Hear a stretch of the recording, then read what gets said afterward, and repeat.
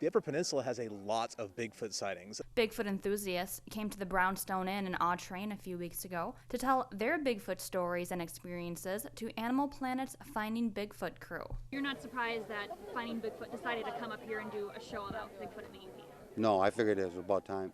Stories ranged from incidents happening this past summer just miles from the Brownstone to sightings that happened 25 years ago outside of Munising. I wasn't a bit surprised at all that people saw Bigfoots nearby because, like, if you go half a mile that way, you're in the middle of nothing, basically. Other possible sightings have occurred all across the central UP, stretching from near the Sinu Wildlife Refuge to Escanaba and the Hannahville Indian Reservation. A and B reports are divided as to how much doubt there could be.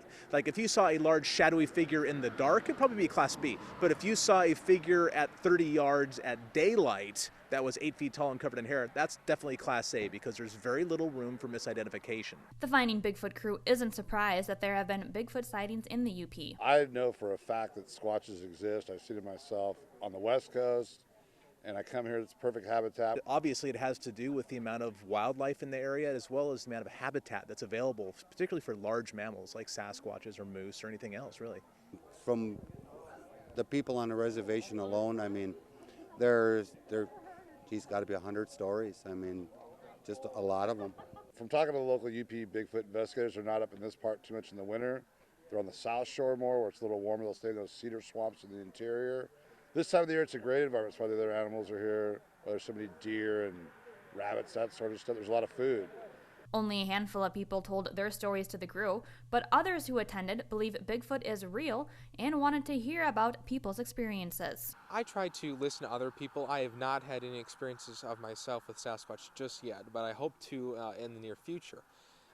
At this time, I'm still listening to what other people have to say, whether or not I can determine if they are real or not.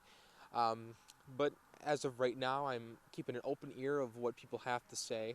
The Finding Bigfoot crew will now visit these sites and try to find evidence of Sasquatches living in the UP. We've narrowed it down to 3 separate witnesses, and we're going to go to each of their locations and try to determine the authenticity and also try to learn as much as possible about the encounter. Usually we find that people are telling the truth. There's no doubt about that. For ABC 10 and CW5 News Now, I'm Molly Smirka.